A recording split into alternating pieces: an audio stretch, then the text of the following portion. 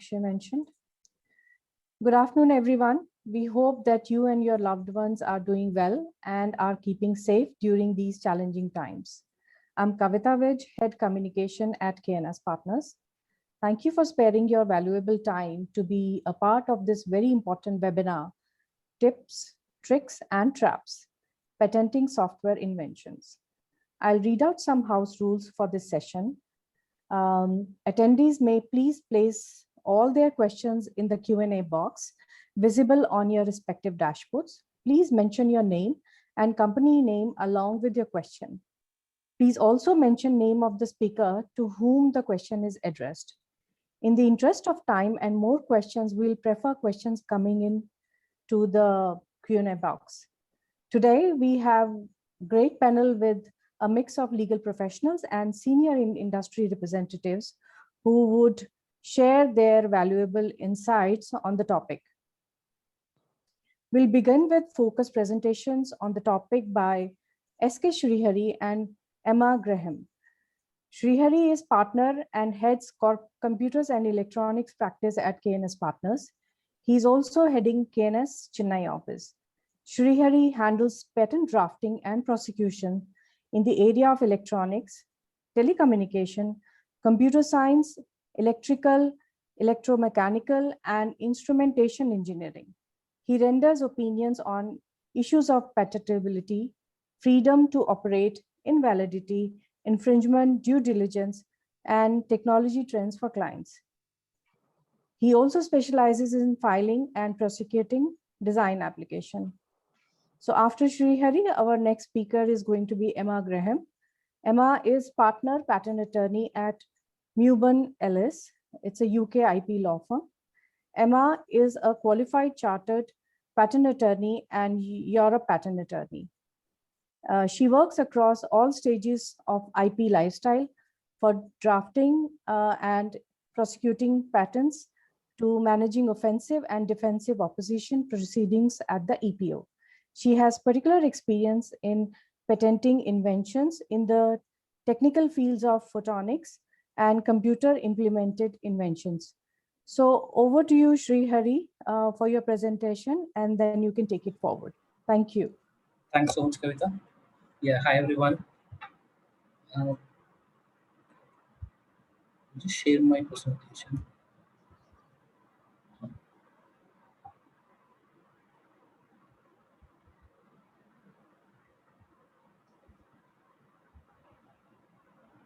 Is it visible? Yes. In case if the slides are not moving, please do let me know. Yeah. So just wanted to take you through in terms of patenting of software applications in India. So we always know that things were not that easy, especially in India, in terms of getting a grant for a software application. And we used to always kind of tell our clients saying that, hey, I think this particular invention is relating to software and this is not gettable. Since then, I think things have changed in India, and I see a lot of changes, especially how the Indian controllers view inventions relating to software. And also, I could see a sea change in how the Indian controllers appreciate inventions coming from software applications. So starting from 2005, there was when the law was introduced in terms of having a section called Section 3K, which prohibits inventions relating to mathematical method, business method, algorithms, and computer program per se. After that, we have come a long way, where in 2017, there was a guidelines issued by the Indian Patent Office, which opened up saying that novel hardware is not required for invention where the contribution is made by software. So combination of hardware and software was an acceptable patentable subject matter. And so from there on, just wanted to kind of show how India has made progress and how Indian Patent Office has started seeing things in a different note, especially on the software side. So given this context, I wanted to show you some statistics and facts as to how Indian patent office is currently adjudicating applications on the software side. Along that, I would also would like to give you some kind of practice pointers as to what we can do and what should be avoided to get a grant in respect of software applications. So coming to the overall trends in terms of patent application, India is doing well, and the Indian Patent Office is receiving good number of applications. In last 5 to 6 years, I think in last year we have received around 55,000 plus applications. In terms of examination, I think this is one particular area where Indian examiners and controllers have done extremely well, uh, where we had around the examination ratio from starting from 22,000, now it has really touched 80,000 plus.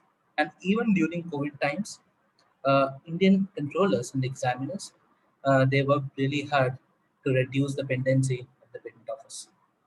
And that can also you can also see the results in terms of number of disposals, and grant ratio has even gone up from nearly 6,000, say around 5 6 years back, to around 25,000 applications. So this is just to kind of sum up in terms of how Indian patent office is doing. uh, and also India was Indian patent office used to be always known for a delayed turnaround time, where examination report used to be issued somewhere around 4 to 5 years timeline, and that has completely changed. And in fact, we have now started receiving applications for which request for examination was filed either this year or last year. This is pretty much the same across all branches.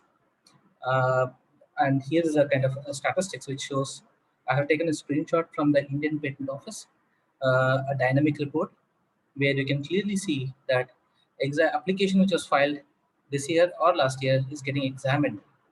So which is a very good indication. So now coming to specific on software applications and patenting stuff. I just wanted to kind of give you how Indian Patent Office has slowly started moving away from kind of an anti-software regime, and now I have opened up to grant more applications on the software side. If you see, when the guidelines was rolled out in the year 2017, so that was a major shift. And starting from there, if you see, the grant ratio has slowly improved from 85% to 90%. And also the refusal rate has come down to around 10% now. Uh, in terms of split up, I have which I have in the next slide. Uh, so there are four buckets in which usually we see a rejection from the Indian Patent Office on the software applications. They are computer program per se, algorithm, business method, and mathematical method. And more number of rejections are mostly on algorithm as well as computer program per se.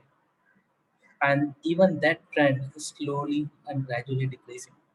We are hoping that the controllers will get uh, more used to and appreciate software applications.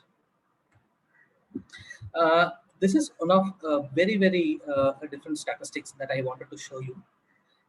In India, we know that there are four patent offices or four branches of patent office, and there was some kind of a legacy issues where one patent office has their own way of adjudicating matters, and there was a lot of disparity from one branch of patent office to the another branch.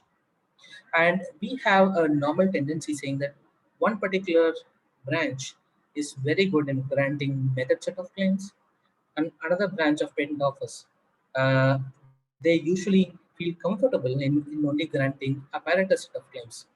And there's also a couple of branches which are okay, and which they feel that granting both should not be a problem, both method and apparatus.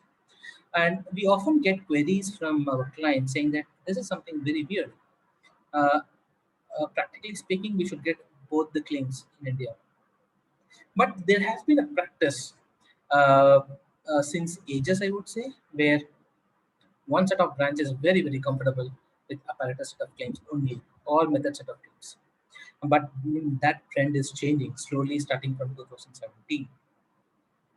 If you see in terms of the grand ratio or the percentage ratio for method versus apparatus or both, uh, earlier in 2017, you could see some that there are few pockets where apparatus claims are getting granted or method set of claims are getting granted. But now that is slowly shifting, and we can see more and more grants are happening for both the set of claims, with method set of claims kind of reducing. Still, I would say there's a, a kind of a major pocket where, or I would say the sector where controllers are still not very comfortable in granting method claims. Reason being, they associate method steps with pure software or instructions. I think it will take some more time for the controller to get kind of okay with it and start looking method claims differently. And they can also see that method is much more beyond software instructions or software program per se. And I don't think so. It will take much time. Looking at the trend, how the Indian patent office is picking pace. But still, this is a kind of indication which I wanted to kind of show to the audience. In terms of coming to practice pointers, it's always important to remember as to how we write our claims, especially with the Indian controllers reviewing the matter. It's very important that we emphasize more on technical solution to a technical problem rather than to any administrative problem or a non-technical problem. For example, we can also say that any video or audio quality has been enhanced by way of putting a filter to it. The filter can also be a software filter, but somehow we are able to show the real world effect, and the controller will grant this particular application where he can see a real world effect. And it's always good to put more hardware limitations along with their interconnections and interactions. And in some of the applications we have specifically noted where by putting some general paragraphs or paragraphs specific to FPGA or ASIC, the controller has granted the application rather than merely having software implementation paragraphs. So it's better to have mix of both, and so that we can kind of convince the controller saying that we do have a hardware implementable specification. So that helps. In terms of mere functional claims, it's still not allowable in India, where you just have a processor which performs n number of functionalities. That is, it is recommended to avoid functional set of claims, and it's also highly recommended to not to use some of the words such as your program, software, algorithm, instructions, anything related to your business, buying, selling, or any direct implication on revenue. These are some of the terminologies which we would like to avoid. And also, we suggest not to put any business examples in your specification.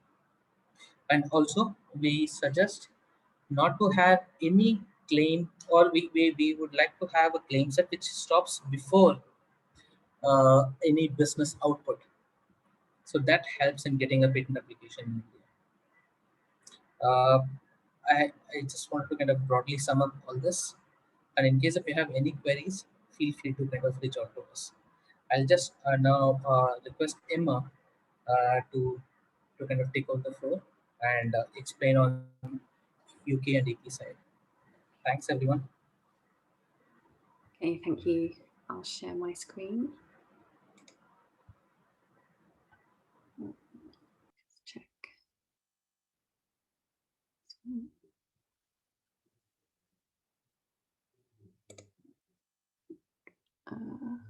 Sorry.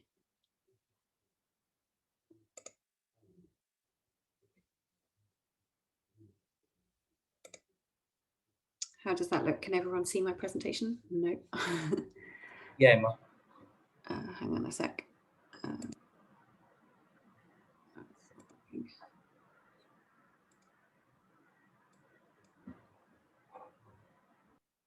Sorry, just let me change this.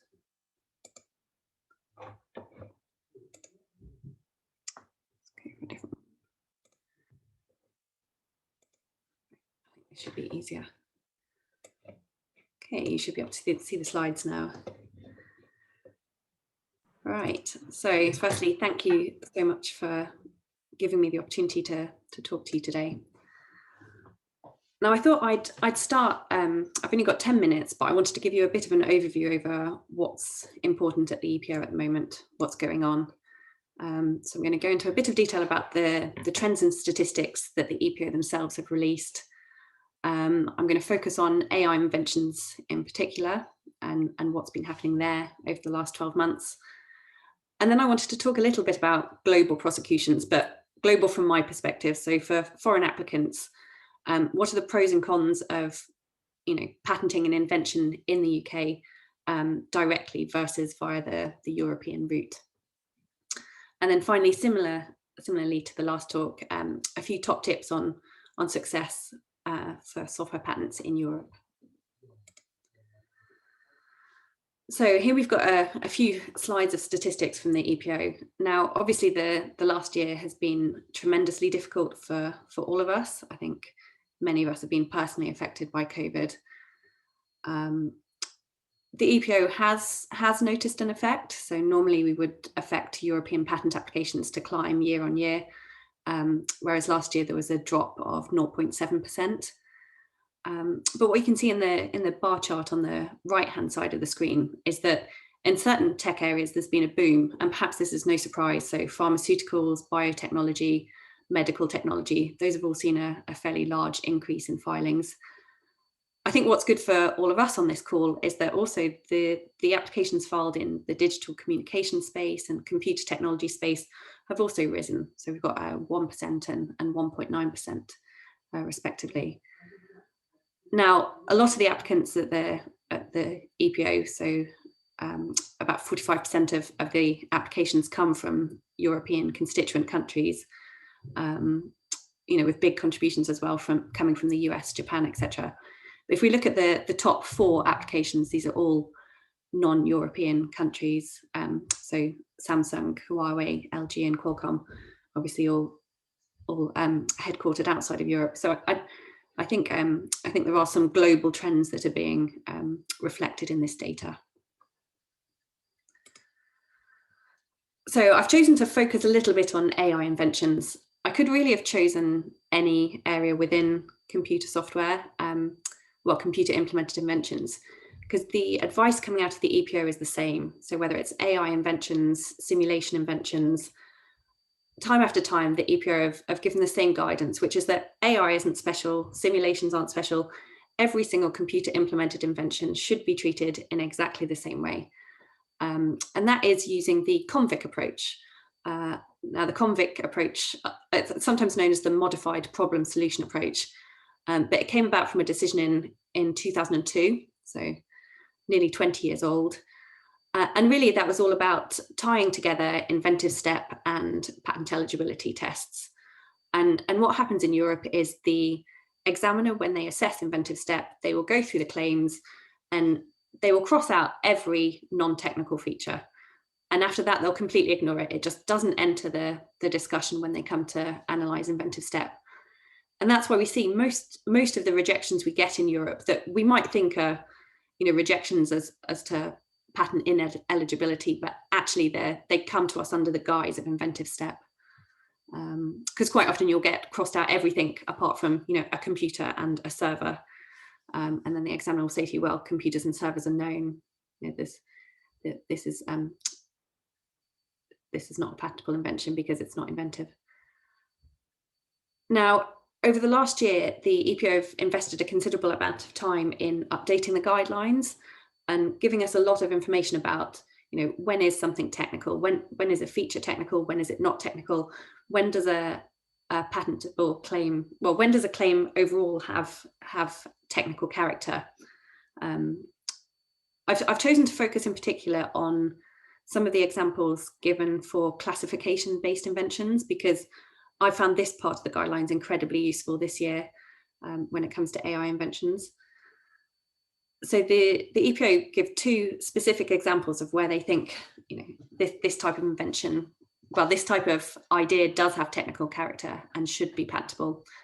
And those two examples are identifying irregular heartbeats using a neural network. And so they think that's the right side of the line. Classification of digital images, videos, audio, and speech signals. They think that's the right side of the line. On the other hand, they think that classification type applications do not have technical character when they relate to classifying text documents solely in respect of textual content. And they also think that the wrong side of the line is classifying abstract data records or telecommunications data network records. They think those are the wrong side of the line. But this is just one example that, you know, there are plenty in there in the guidelines to sort of help you steer your arguments, and also to help you when you're looking at filing an application, to help you decide whether or not you think something is worth filing. Now, a slight change of topic. I wanted to look at this difference between Europe and the UK. So a lot of my colleagues have been looking at this in great detail, and in particular in relation to software inventions. And the reason really is that we, as sort of UK practitioners, had the feeling that it was much harder to patent a software invention in the UK directly rather than via the European route. Now, remember that the end product is the same, regardless of whether you took the European route or the direct UK route. What you end up with should be identical. It's treated by the UK courts as being identical. And both, you know, follow the law that there has to be a technical effect, similar I understand to the Indian test. However, the tests are applied quite differently. So differently to the European test, which is all wrapped up in inventive step, the UK test is completely separate from inventive step. And like I say, our feeling was that it was a tougher test. Now, what's come out of my colleagues' investigation is actually, you know, it's a different test, and it does lead to different results, but we couldn't really say that one of the offices is better or worse. So I'll talk a bit more about this study, because essentially what we did is we took a great number of applications that were filed in the code, it's G6F of 17. So that's the IPC code relating to digital computing, data processing equipment, or methods adapted for specific functions. And of all of the applications filed in that area, we looked for pairs, so where the applicant had filed simultaneously in Europe and in the UK. And we found 430 of these pairs, and we tracked what had happened in each office. And we tracked it in quite a lot of detail, but the graph I've chosen to focus on today shows you that the end result, basically, so what happened to these pairs of applications. And we found that in 48% of cases, the application was terminated. So, you know, they did not get a granted patent in either jurisdiction. In 27% of cases, they got a granted patent in both jurisdictions. But in 25% of cases, they only got a granted patent in one of the two jurisdictions in which they applied. And I think that's the really interesting point to me, because I think really it begs the question of whether you should dual file for very important patents. If the UK is an important market, you know, it may well be worth filing. UK patents are incredibly cheap compared to European ones, so the extra cost of adding a UK patent is really not that much. But you know, looking at this pie chart here, it can take your chance of getting a granted right to over 50% rather than under 50%. So trying to wrap all of this together, what are my top tips for software patenting? Now, I think that, the clear message from the EPO is that the modified problem solution approach, this convict approach, is good law. It's standing the test of time, and you know, no matter what questions are thrown, the advice is that, you know, that's the approach that should be followed. So I think that's the approach that, you know, if you want to succeed in Europe, you need to have in your mind when you're drafting the application. So the key questions to ask yourself when you're drafting are, you know, are the inventive features technical? You know, those features that you think are inventive, are they the same features that you can say are technical or have a technical effect? Is there a technical contribution that goes over and above those features? And I'd say don't be afraid to ask a European attorney for advice. I do a lot of work with US applicants, and routinely I will take a quick look at their applications before they file a PCT, you know, looking forward to the future to see what kind of problems it might encounter in Europe, and whether there are small tweaks, big tweaks that can be made to optimize the chance of success later on. If you don't know a friendly European attorney, the EPO guidelines are your friend. They're very useful, and they're very easy to read and user-friendly. I'd say consider different filing strategies. Now, we're seeing more and more companies now that are filing directly rather than filing at the EPO, or are, you know, considering this dual patenting strategy for their key patents. And then I said also keep other jurisdictions in mind. And what I mean by that really is that, you know, quite often we're talking about PCTs, and it's not a European strategy or a US strategy that you want. It's a global strategy, and you have to bear that in mind. I think that it's very easy to optimize your patent for success in Europe, but in doing so to weaken the inventive step arguments that could be made in the US. So I think quite often successful patents are a team effort across different jurisdictions. Okay, thank you. Right.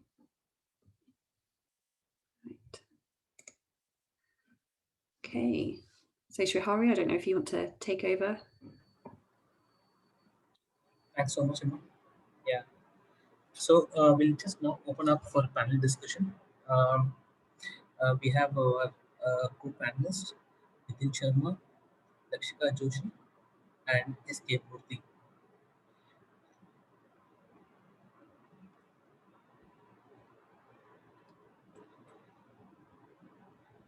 Just wanted to. So Nitin is with Qualcomm India, and he's director of IP.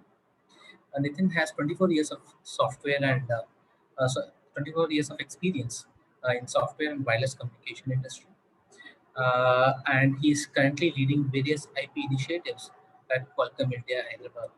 The key responsibilities include developing IP strategy around Indian patent prosecution, 5G and AI technology. IP education and driving innovation in the organization is something that Nitin looks into. He also works with engineering teams to identify and protect intellectual property. He represents Qualcomm in TSDSI on IPR policy matters. He's currently employed with Qualcomm India for past 15 years now, and his past work experiences with LG Electronics, both India and South Korea, Tata Elxsi, and has consulted with Tektronix. Mr. Nitin Sharma is passionate about advocating importance of IP for India as a country, and in particular to academic institutions and startups. He provides guidance to startups and entrepreneurs on IP strategy. Now coming to Lakshika, she is global IP head and legal leadership Capgemini Engineering. Lakshika is a global IP head and part of legal leadership team at Capgemini Engineering. She has worked across sectors ranging from fintech, newspapers, books and guides, music, films, media, entertainment, IT, software to healthcare and wellness. She has received various national and international recognitions for her contributions, both as a general counsel and an IP professional. She is industry faculty at Institute of Chartered Accountants of India and the Sushma Sudhar Institute of Foreign Studies. And Lakshika she's always she claims herself to be a student forever, and she is. I have seen her over a period now, and she brings up a lot more insights in IP every time I meet her. And now coming to SK Murthy, he's a patent counsel with Intel India. SK is a patent counsel and has 18 years of experience in IP and additional 8 years of experience as a design engineer and tech faculty member. SK has technical and legal education. He's an author and an invited speaker. And I also I like something about SK Murthy is he is somebody who has done a doctorate in IPR. So that brings an additional value as well. So I just open up for the panel discussion. Hi everyone. Good evening. Hello, Srihari. Hi, Thank everyone. you evening. for being Yeah.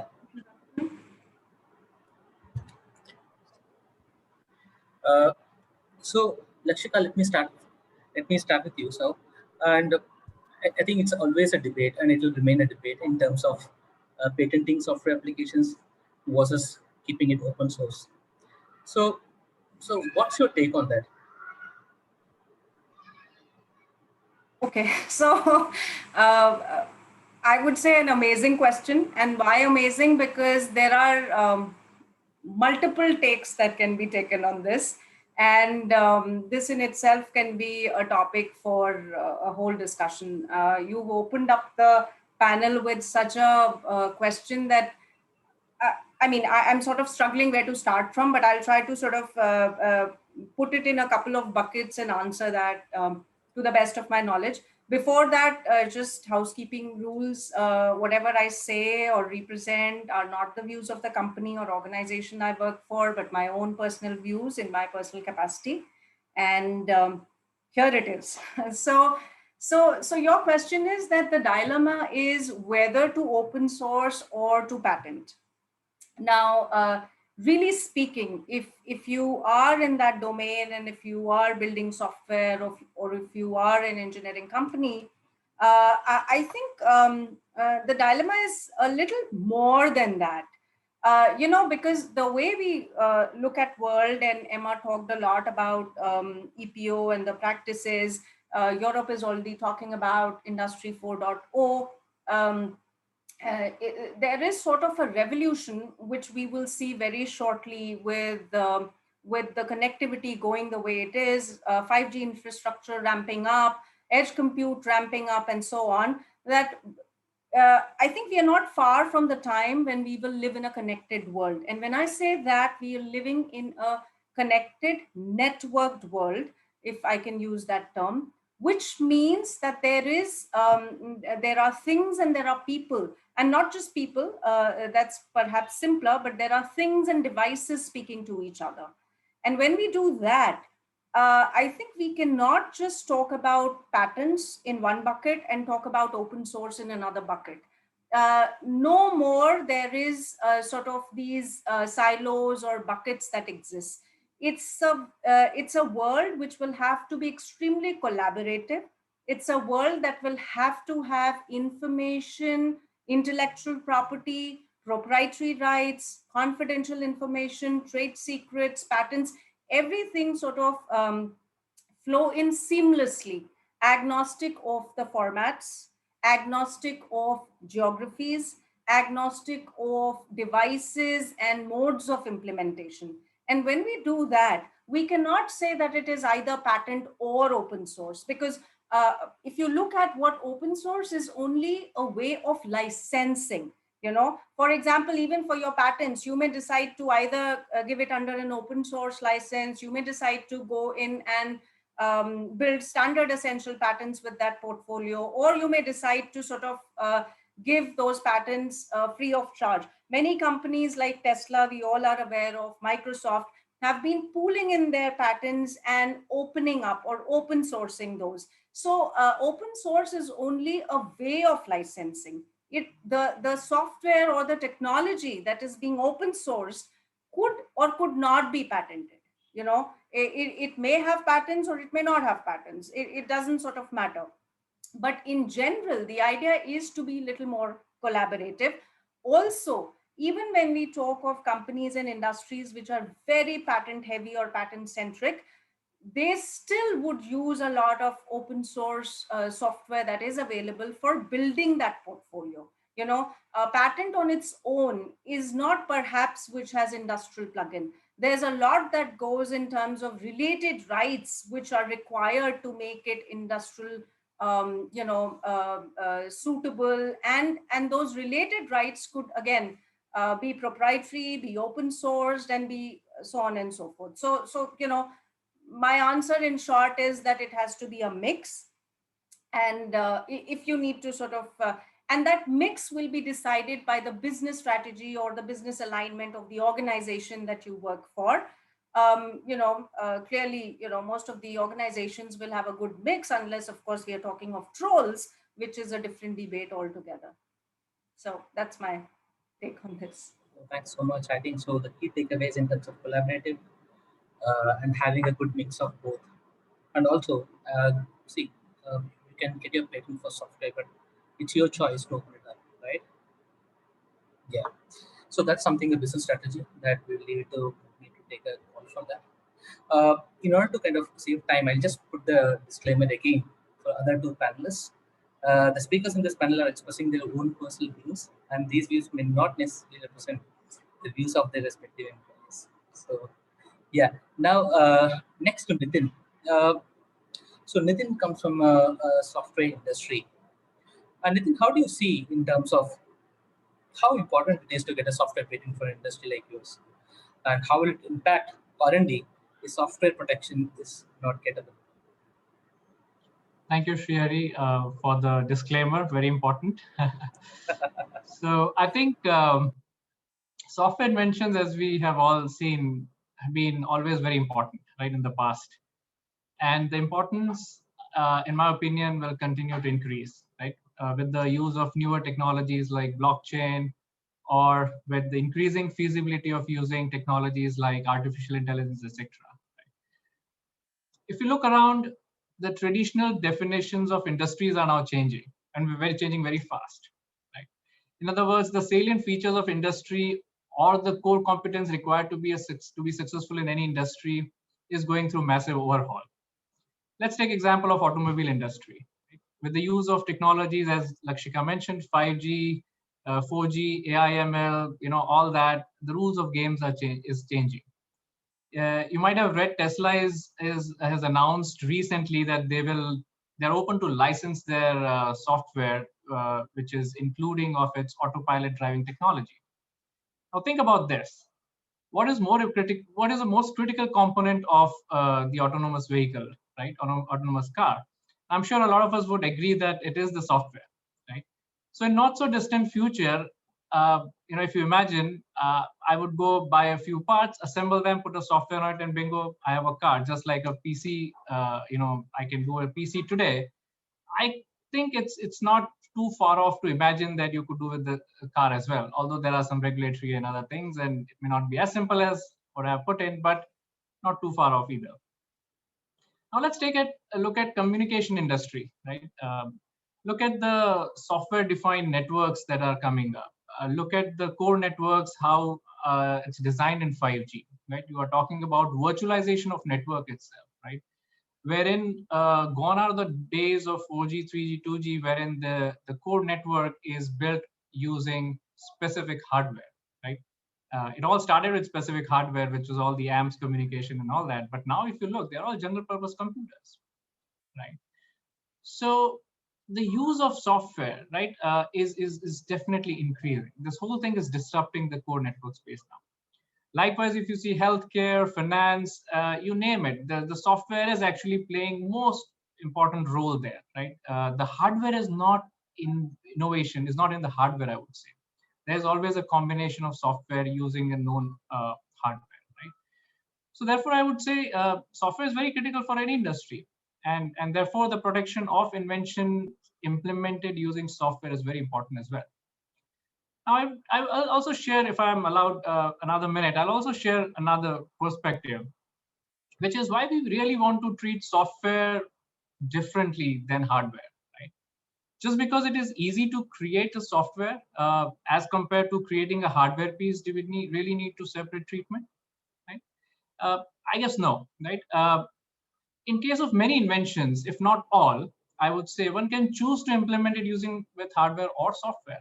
Although sometimes, in some cases, hardware may be next to impossible choice because of practicality, power consumption, and complexity and all that. But I would say and argue that it's possible, right? So let's take example of video codec, just to drive the same point, right?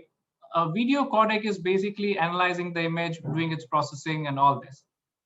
There is any hardware implementation of video codec, and there is a software implementation, right? So it's just an implementation choice. The invention is not how do I connect the transistors, right? The invention is how the image is processed, right? The sequence of operations and all that.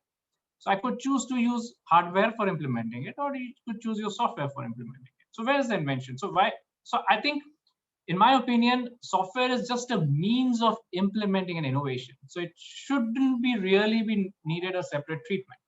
That's just how I see it, right? So I think I'll leave it that.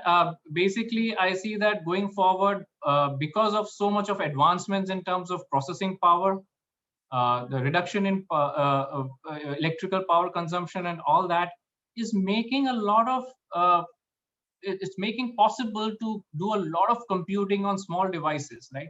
Who would have imagined a heavy algorithm, like 30 years ago, an artificial intelligence algorithm would need like big computers, right? Today, my phone has that component. So the improvements in processing power makes it more practical, more power efficient in every sense to actually move away from hardware and use software as an implementation vehicle, right? So with that, I see that software implementation or use of software as an implementation vehicle will continue to increase, and hence I think so does the need for looking software protection as a software as an implementation vehicle rather than kind of an innovation space itself. So that's my take on it. Sorry for taking some extra time. I think that's good to hear in terms of, I think that's good to know that software can be looked at as a means for implementation rather than seeing it only as a code. Yeah. So I'll just move on to SK Murthy. I've been Murthy, I've been seeing you in terms of in all the stakeholders meeting, raising voice against a novel hardware feature, and in terms of then we finally saw that a new CRI guidelines. So in terms of how do you see the computer-related inventions, especially post that guidelines, how do you see things unfolding in India, especially for software patenting, from the industry perspective? Thank you very much, Srihari, and thanks, Lex Witness, for having me here. If I take a step back and talk about history, right? Especially when we talked about patent examination manual in India, the patent examination manual had this component. For a software invention, it is necessary to show novelty, utility, and non-obviousness for a software invention. And in addition to that, you should also show novelty in the hardware. If I am an inventor from the software space, I have to prove 4 things, right? And just to keep it simple, 4 things: novelty, utility, and non-obviousness in the software, and also novelty in the hardware. But if I am an inventor in the hardware space, I just need to show novelty, utility, and non-obviousness in the hardware invention. So if I am an inventor in the software space, and if there is another person who is inventing in the hardware space, you are differentiating people, right, based on where they are inventing, which goes to Article 19, right, Constitution, yeah. Right? Where is the level playing field? So based on that, we started our discussion with the stakeholders in India, and also the very idea of having a software inventor or a software invention show novelty in the hardware means that we have not understood software well. We have not understood the nature of the software at all, right? So based on these discussions, extended, based on meetings after meetings with the stakeholders, finally, we got to a point where people started seeing what is the reality. So that is when they started moving away from the novel hardware. It is not an issue with the government or the policymakers. I would want to underline that, right? Government would listen to everybody, and it has to listen to everybody, and it would listen to everybody. And on one side of the table, we are here talking about why making a novel hardware a necessity or a requirement does not make sense. But on the other side, there are people who would say, oh, if the software inventions need not have to show novelty in the hardware, here are multinational companies, big, baddest multinational companies who would come and get lots of patents in India, and they would shut down the shops of Indian companies, small companies, startup companies, right? So that was the narrative which was put behind the, before the policymakers. And from a policy maker perspective, if they hear to this, it resonates well with them, right? Because the mindset is always society, goodness of the society, wellness of the society, all those things. So these arguments which are baseless, they resonate well, unfortunately, right? So right from the beginning itself, you have an uphill task of getting things done. But in spite of that, we have been very fortunate, and policymakers in this country are really, really forthcoming and open to discussions. We had some really hard discussions, very open and direct discussions, but I should definitely congratulate the policymakers who were open to it, open to understand. With that background, what they did was they came up with a CRI guidelines, right? Probably in 2016 or so. And these CRI guidelines dropped the requirement of novel hardware. And they said there is no need for a software invention to demonstrate novelty in the hardware, which is a mega change in the history of Indian software patenting world, right? So from there onwards, there have been heated discussions, but finally, what is right for the country, what is right for patenting has thrived, and we have a fantastic CRI guidelines, which takes Indian position, right? Especially from an examination perspective, it takes Indian position close to EP position, where in technical advancement, if there is a technical effect, if there is a technical advancement, then please be leaning towards granting a patent rather than stopping it, rather than rejecting it. And also in 2018 or 2019, I think, Honorable Justice Pratibha Singh made a statement which definitely backs granting patents for software along the technical effect on those lines, right? From there onwards, from a policy perspective, things are clear. From a policy perspective, things are clear. But when it comes to reality, ground level practice, right? It has to sink in to the examiners. It has to sink in to the IP practitioners. So whenever we see rejection based solely on 3K, saying that, oh, your invention is software, so I'll not grant it. We have a duty as IP practitioners, we have a duty to tell the patent office that, okay, here is the guideline, here are case laws, here is what the judge is saying, right? Honorable Justice has said. So based on all those things, you need to dial down on your rejection, right? Retract your rejection. And most of the times we have met with success when it comes to those kind of rejections. And patent office has been withdrawing such rejections. So in the future, you will see a much more smoother highway for patents related to software inventions. I'll take a pause here and see if there are any more thoughts that need to be added. Thanks so much, SK. Yeah, I totally echo your sentiments, and in fact, glad that they dropped novel hardware requirement. Otherwise, the campaign would have been making hardware as well for the software industry. It would have been terrible. Yeah. Just to add, sorry, just to add. Look at what India is capable of. Look at where India's strength is. It is software development, right? So even if you put the nationalistic argument forward, right? Even if you wear that hat, it makes sense to provide protection, IP protection for software, right? It definitely is the right thing to do for Indian industry as well. From that perspective also, it is good. And look at the hardware capabilities, especially the manufacturing capabilities in this country. We have a fantastic design ecosystem, hardware design ecosystem in the country, but manufacturing ecosystem is not there, right? And you know the impact of electronic imports, right?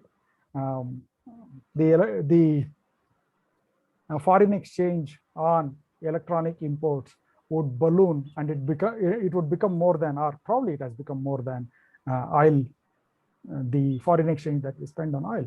So it also has economic impacts. But at this point in time, we don't have manufacturing capabilities in this country. And that is the next big fort that we need to build in India. Sure. Good. So I'll quickly move on to Emma. Emma, just taking forward from your slides, and you also kind of indicated some demarcation between UK versus EP and how they see things. In fact, India has been Indian examiners. They closely follow both UK as well as EP conveniently. In cases where there's a rejection from UK, they'll just pick it up, or from the EP. EP is usually less as compared to UK. So, and we do have a lot of clients now who ask us in terms of, I just need a patent in UK, but not in EP. Usually our response used to be saying that, I think UK is a bit rigid. I think you should go ahead and file in EP. So what according to you is a demarcation, and how should we educate our own clients or people looking for filing either specifically in UK or Europe? What's your take on that? Yeah, I think that's a really good question, and to be honest, it's the one that we were asking ourselves, and it's a frustrating answer really, because I think the answer is you have to take things on a case-by-case basis. If you're choosing, do I file direct in the UK or do I file via Europe, you have to look at the case. So there are certain areas. For example, I do a lot of work in bioinformatics and digital health. The EPO is very friendly in these areas. You know, the case law is good, strong. It's extremely easy to get a patent in that area, if, you know, as long as there is a technical effect or technical contribution. The barrier for technical contribution is, in my opinion, quite low. So, you know, in that space, it's very clear you'd go for Europe. In the UK, there are 5 signposts that patent officers use, which is a sort of more positive test. Now, if you map onto one of those signposts nicely, you know, the UK is a good option. So for example, if if your invention is in computer implementation of something that's driving a machine, then you know, the UK law should be very friendly in that perspective. It should be straightforward for you to get a patent. I think it's important to remember that the end product is the same thing. You know, you will get a patent, you know, that will be sort of covering the UK, and it will be treated by the UK courts in exactly the same way, regardless of the route it took to get there. You know, there are cost benefits as well. So the UK is a lot cheaper than Europe, and there are also time advantages. So it can be extremely easy to accelerate UK patents, and so quite often what we will see is a client will apply for their patent in the UK, push it through the acceleration process, and then use that. It can be really useful, for example, on the patent prosecution highway to get granted patents elsewhere in the world. Having said that, of course, you know, the UK in itself is a small market, and quite often in this field, you want protection in the big European countries, sort of Germany, France, perhaps the Netherlands as well. And the general rule is that if you're wanting protection in 2 or more countries, then it does make sense to go via the European route. And although the costs in the individual offices are a lot lower, once you start applying directly, you need translations for each country, and the translations add a huge cost. So yeah, I hope that helps. Sorry, it's not a very good answer. It depends. Okay. Okay. So is there any kind of a thumb rule as to you choose whether if it's an invention from AI, machine learning, or blockchain? Do you have any kind of a specific thumb rules for those cases? Because we are seeing a lot of cases coming up in this field, and also in IoT. Yeah, I mean, I have to say, usually I would choose Europe, just because the case law is so settled and you really know where you're going, you know how to argue it. But like I say, you know, times are changing, and we're starting to see people try different things. So I personally would advise my clients to go for Europe, unless it read very clearly onto one of the UK signposts, and then I take the opposite approach. Thank you so much. In fact, one of the observation is now Indian Patent Office has kind of cleared off so much of backlog, and they are literally kind of examining applications in last 2 years now. And now that has not given them the chance to look for European office actions. So they are pretty much on their own. They're looking at US office actions now. So That's quite funny, especially so the European Patent Office has had a huge drive since 2016 to accelerate their process. They call it early certainty streamlining, but obviously they need to catch up. yeah. Okay. So just moving on to Lakshika again. So Lakshika, I just wanted to understand your perspective. You being an in-house counsel, and you've been seeing a lot of innovations happening on the software side. What's your experience on the software patenting part? If you can share any interesting anecdotes as an in-house counsel about protecting software innovations, or any ideas that you kind of come across in-house. So Thank you, Srihari. I mean, that's a great question, and I'm going to be borrowing some stuff that you shared during your presentation from the slides, because it sort of all hinges at I think, the last slide that you shared, where what is being granted, what are those benchmarks, and Emma also mentioned the signposts, the 4 signposts as per UKIPO, if you meet those conditions. So if you ask me personally, I think the difficulty is when you try to start to sort of look at getting a patent for anything and everything which is software related, and perhaps with frivolous claims. And I mean, I'm sort of using these terms very loosely, no offense. But what I mean is that across jurisdictions, whether it is US after Alice, and specifically after Alice, because after Alice, the whole dynamic sort of changed, or is it UK after the Symbian cases of 2008, you know, or you talk of how the Indian Patent Office is looking at these matters, and now we have that, you know, the hardware has been sort of removed from the CRI guidelines and all, or the EPU. EPO. I think the stress or the key there is on the technical contribution. I mean, if I can sort of, because of the topic which related more to UK versus EPO kind of conversation, even if we look at UK, which sometimes become very confusing and perhaps conflicting in the kind of stuff we see coming from those courts, the key has been ever since Aerotel or Symbian, or even if we go back to when UK Court of Appeal defined the principles for how to manage or treat you know, the exclusions to patentability kind of things. It all sort of remains consistent, because they're saying that, you know, your focus should be on the technical contribution of the claim, and that is the decisive factor. Again, you could say it in different words, but even if you look after Alice and the the US PTO Director General has been known to sort of give these directions and tell the examiners after Alice to sort of not commingle the issues and treat the issue of invention and the conditions for patentability in 2 different buckets, and then look at applications.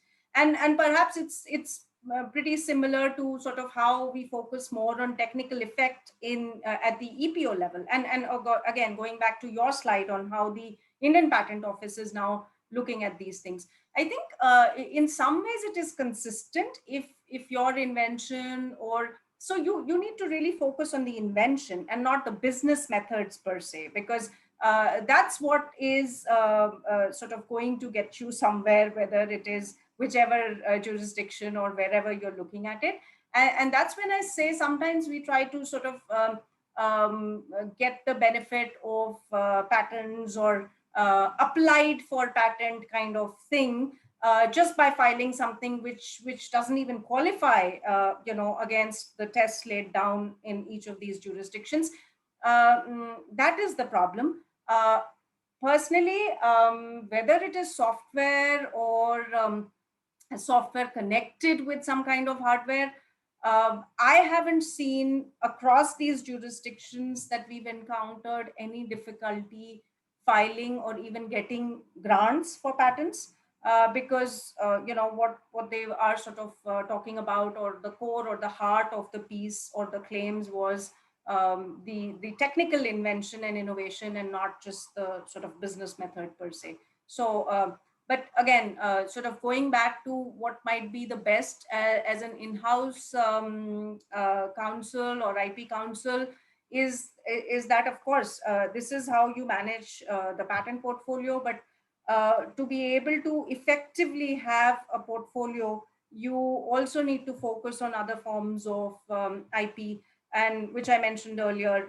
It's not just the patents, but related rights. So you need to focus on your workings, your business, sort of confidential information, other proprietary rights, trade secrets, and much more that goes along with it. So if you're able to sort of protect the bundle and know how to do that, I think that is the only effective way to be successful and align yourself with the business objective of the company, which always is follow the money. So organizations don't think in terms of should I be applying in UK, Europe, or US, or wherever.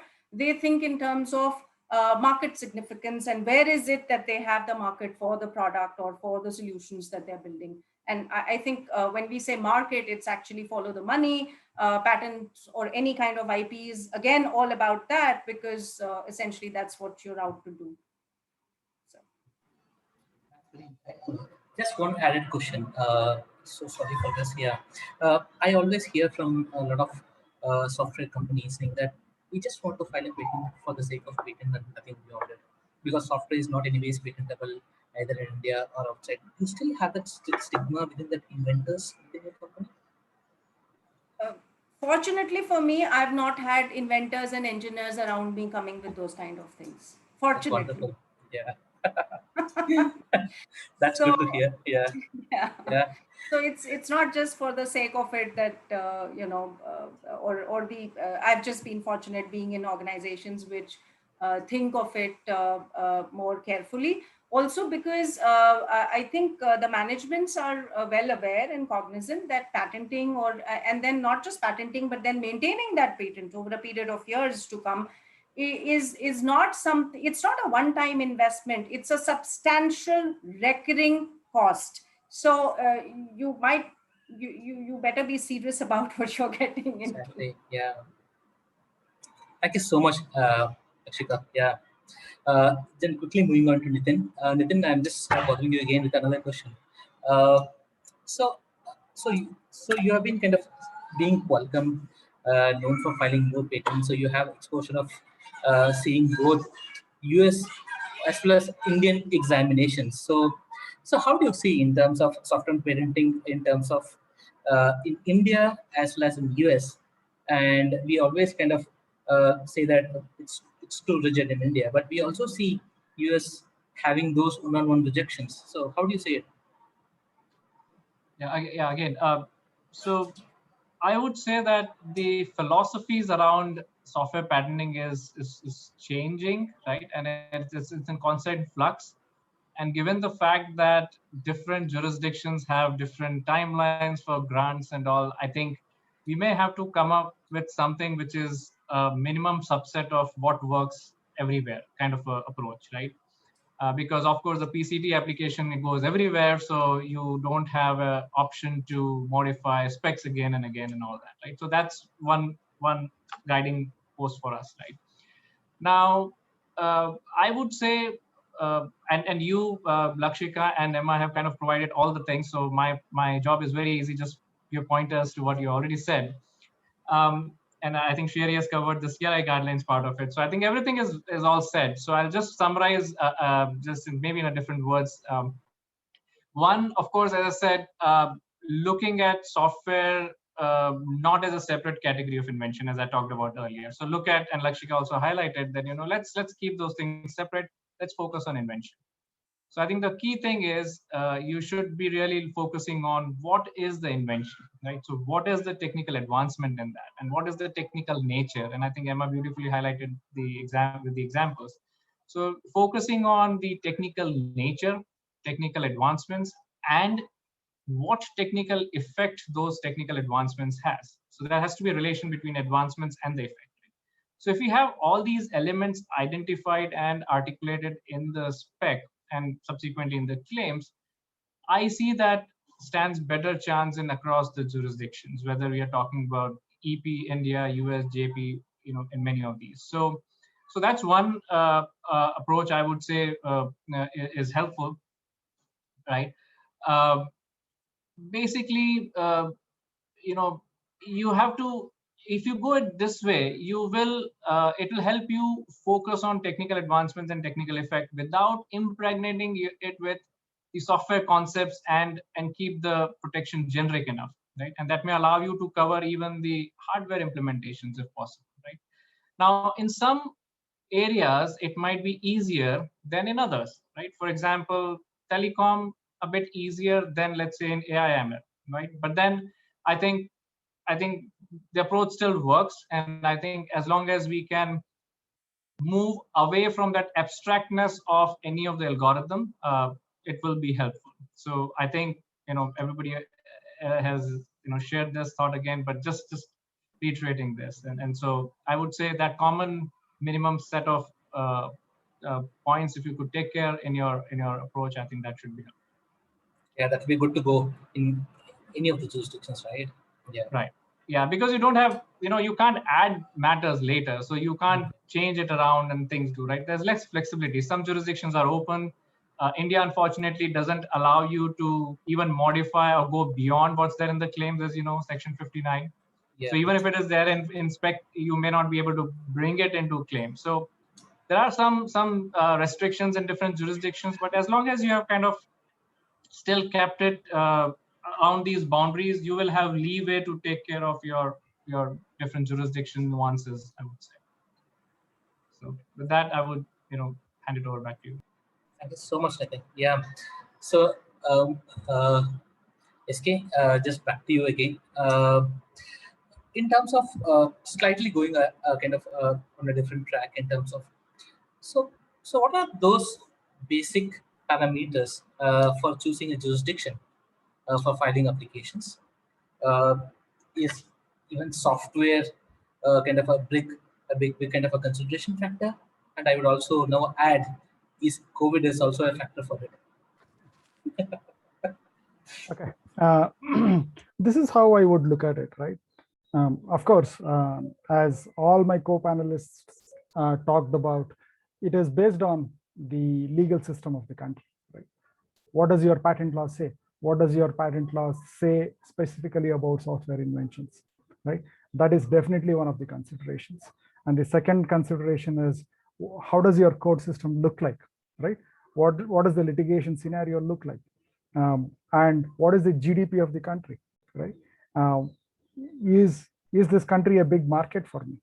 Is this country a big market for my competitor? Is this country a distribution hub like Singapore, for example, right? You look into all these factors, probably around 8 to 10 factors, right? Then one thing that I would like to mention at this point in time, first filing rules, working statements, filing of working statements, which is kind of unique to India. Of course, there are a couple of other countries like Turkey who would also have this unique requirement of filing working statements. But even if you compare among those countries, India has the most stringent filing of working statements requirement, right? So if there is a working statements requirement like what India has, then I would think about, oh, if I file here within 3 years, I need to practice it. And if I don't practice it, what are the consequences? Can that be a basis for, right, compulsory licensing? So when it comes to COVID, probably one of the patents I don't work, but I have a patent and I'm sitting on it for, let's say, 5 years, just because the market and ecosystem had not developed, right? I'm sitting on it for 5 years. According to Indian patent law, the time period is 3 years, but you sat on it for 5 years because of no fault of yours, but the ecosystem was not available. The market was not available to productize it, right? So if a compulsory license is granted on the basis that it was not worked, of course, there are other factors also, right? Was it adequately available? Was it available at affordable prices? All those things taken care of. If a compulsory licensing is granted, then you may not want to go and file a patent application or get a patent protection there, right? And if that is an issue for you, it is an issue for all the ecosystem players too, right? So especially when we have common issues like this, irrespective of whether we are competitors, friends, or whoever it is, we stand together and try to bring the best policies in front of the government so that the government makes a data-driven decision. So those are some of the considerations that I would think about before selecting a jurisdiction. Thanks so much. It's very insightful. So in fact, I was looking at other trends where due to the supply chain disruption due to COVID, where China used to be the major hub and there was a lot of disruptions in the supply chain, companies have now started looking at India and other neighboring Asian countries for manufacturing. And I think it's a great potential for India now in terms of becoming a jurisdiction and for filing patent applications. Hope we can take care of some of the pain points that you kind of touched upon. Yeah, one quick question. Thank you so much, Escape. I'll just quickly move on because we are running out of time. So I'll quickly move on to Emma. So Emma, we have been hearing, we used to hear a lot, whenever we used to talk about EP and UK, we used to hear about Brexit and its implication on IP filings and also unified patent code. So what, if you can share an update on these two factors, it would be helpful. Yeah, definitely. I guess the good news from my perspective is Brexit didn't affect European patents at all. So the European Patent Convention is made up of 38 member states, whereas the European Union is only made up of, well, now 27 member states. And there were already, key players who are part of the EPC but were not part of the EU. So, for example, Switzerland, Norway. So Britain has just joined that group now. I should say that's the case for patents. It's completely different for designs and trademarks. So, yeah, for example, I lost my ability to be a European design attorney when the transition provisions ended. But yeah, from a business perspective, we don't really see any difference. I think because the patent-wise, people think of the European market as the EPC countries. Now there has been an effect on the Unified Patent Court. The UPC sort of in a lot of the law was actually written sort of, for example, one of the courts was, well, I was going to say it was supposed to be in London. It is in London. It's there. It's built. And it won't be used. So the UPC will go ahead, but without Britain being part of it, which obviously very sad for all involved in the UK who'd been working hard to make it happen. Now, the only reason it hasn't gone ahead so far is because it's faced several constitutional challenges in Germany, and that's slowing down the process. As far as I'm aware, there's no timeline for when this is going to be resolved. So I think it's just a matter of wait and see.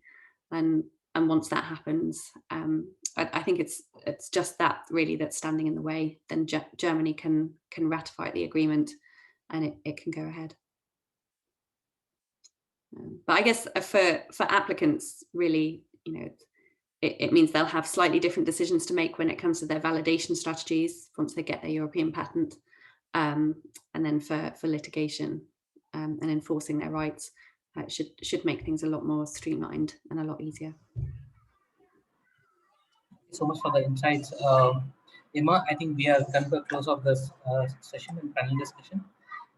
Thanks everyone. I'll just take a couple of questions. In the interest of time, we may not be able to answer all of them, but we'll just pick up a couple of questions from the chat box. So one question to Emma. Can you explain a bit more on use cases distinguishing technical character and non-technical character in ideas?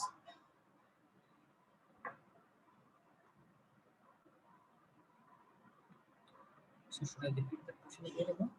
Yeah, I guess so. It's the same for any case, really. It's technical use and technical character is all about sort of, well, again, it has to be on a case-by-case basis, but yeah, I guess the easiest thing to say is look at the case law and look at the guidelines, and and be guided by that, because that's all we can do really. I don't think any of us know what is technical and what is not technical. Picking an example of, again, bioinformatics, because it's something I'm working a lot in at the moment, but in that case, a technical contribution, for example, is any useful clinical result. So when a use of AI or use of specific programming to analyze data that leads to a genuine clinical result, a clinical classification, would be a technical contribution, and you would be patent eligible. So yeah, hopefully that's helpful. Yeah, thank you so much. So another question to SK Murthy. So this one attendee was asked regarding standard essential patents. Do you think it is justified to have software patents as standard essential patents if the corresponding hardware is already having a patent and is as it is in SAP? Okay. Once again, it would go back to the basics, right? Irrespective of whether it is SCP, whether it is software invention, whether it is hardware invention, invention is an invention and it needs to satisfy the criteria of patentability, right? So Yes. Should we have software patents for SCPs is a philosophical debate, right? Whenever we get into a philosophical debate, we always have a divided house. Oh, we should not get software patents for SCPs is one way of telling it, or one group would definitely talk about it. But I don't see an issue. Irrespective of whether it is a software invention, whether that software invention becomes an SCP or not, you should really not worry about all those things. You should definitely worry about how do I make my invention stronger? How do I present my invention to the patent office in its best possible way and get the best possible protection, right? Irrespective of however you label it, I don't see an issue with getting SCPs for software patents, software inventions. And many of the SCPs in the world today are based on software inventions, right? Yes. Yeah. Thank you so much. So another question. Yeah, especially.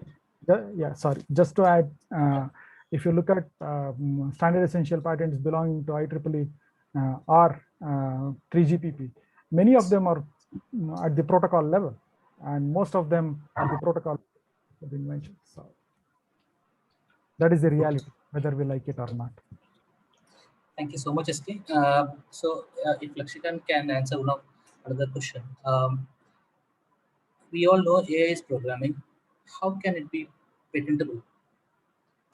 Do you encounter some similar questions from your own inventors? No, like I said earlier, I'll give a very brief response to that. And I'm going to circle back with something that Nitin also stressed during his, answer, is that we need to focus on the invention, not on the medium and not on how it is presented. Software is only a way of presenting it. So AI or no AI, I think the focus should be on invention. And of course, the question is actually at a very broad level, but Yeah. if we slice down, then there can be many layers to it. Again, the stress and the focus is on the technical advancement and the technical contribution and all of that. And it's possible. So, but of course, Srihari, you would be able to throw more light on it as a practitioner, and perhaps Emma, than any of us here. Oh yeah, so we are seeing a lot of AI applications being patentable, and even both Indian patent office as well as patent office across the globe, they are able to grant applications on AI. Yeah, just that if we can pass the criteria of technical advancement, technical solution, having the technical character, basically, I think we can cross that line. Yeah. Yeah, I think that's right. And from a European perspective, the only thing that is not patentable is, the maths itself. But anything more than that, is open. Yeah. So, so Nitin, I would like you to take up a question from the attendee. How can we patent inventions related to blockchain technology applications? Okay, sure. I guess again we go back to the same fundamentals, right? A technology is basically helping us solve a problem, right? And so, what is the nature of that problem? If the nature of that problem allows us to give a technical character to it, that becomes a subject matter for patentable. It becomes a patentable subject matter, and we can go for it, right? Then followed by the same analysis. Does it provide a technical advancements? And if yes, then what is the effect that technical advancement is providing? So you have the same yardstick, whether it's blockchain, whether it's AI, ML, or any other new technologies that's coming in, right? You answer the same set of questions, and then you use the same legal yardstick, novelty, non-inventive, non-obviousness, and the industrial applicability. And then if you satisfy all these answers, then yes, great. I mean, blockchain has certain great applications in many areas, right? So you would basically be able to get patents in those areas, in my opinion. So that's a high level answer, unless you have any specific question.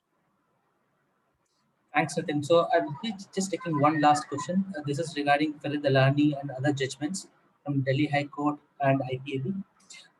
Yes, of course, we can use Farid Dalani judgment and also other IPAB judgments while responding to the first examination. It also, we have seen that it also has a persuasive value. So there are other couple of judgments from Delhi High Court. It is where during your Ericsson versus Micromax and Ericsson versus Intex, we could see a couple of decisions being passed.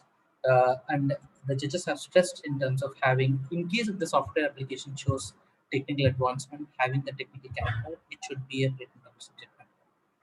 And there was one interesting question with respect to kind of abolition of IPAB. So IPAB was abolished due to a stand taken by the government of India and has nothing to do with any of the judgments. And in terms of how it plays out, we need to wait and watch. Yeah. So I would like to thank each and every panelist here. Thank you so much for your time.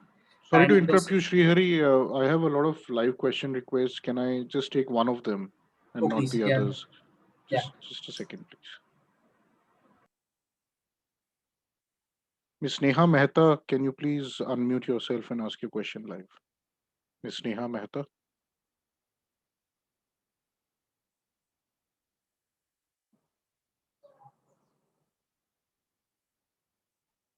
Ms. Neha Mehta, can you please unmute yourself if you want to ask your question?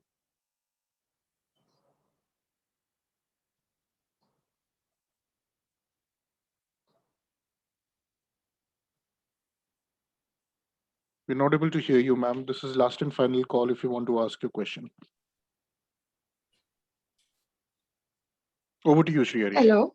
Sorry. Yes, we can hear you. I'm so sorry. I was not actually getting the unmute button on my screen. I'm sorry for that. No problem, ma'am. Please go ahead.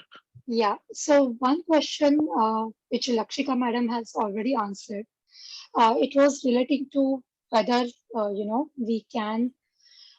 What is the better type of protection for software? Is it a patent or a copyright? Because when we say that copyright, it's a patent, we usually write a code. There is a code or there is an entire algorithm which is written. So what should be the approach, and whether we can apply for both the things, patent as well as for copyright? If I can take that, Srihari, since I sort of tried to answer that on the chat box. So Sneha, the question to answer when you think of whether to apply for copyright or patents is, do you have an invention? That is the first question to ask. If it's an invention, and then of course the whole discussion that we've been having around patentability and invention around what, technical character and technical advancement and so on and so forth. But is it an invention or not? If it is an invention, then you will obviously want to patent it.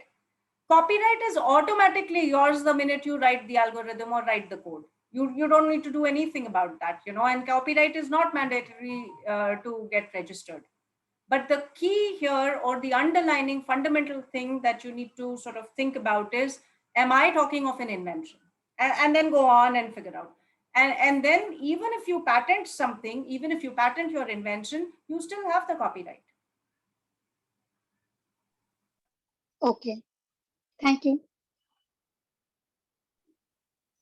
Thank you, Sneha. Over to you, Srihari. Yeah.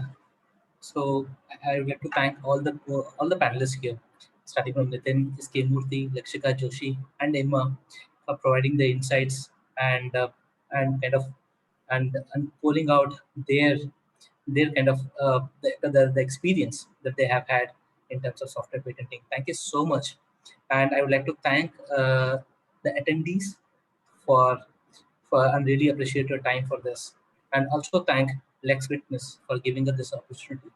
Thank you so much. Over to you, Kavita. Thanks, Srihari. So just to, thank again everybody, and especially to Mewburn Ellis for collaborating for this very important session today. So thank you all. Stay safe, stay healthy. Thank you. Thank you so much, everybody. Have a good day. Stay And safe. happy weekend. Yeah. Happy weekend. Bye-bye. Bye. Bye, everyone. Thank you so much.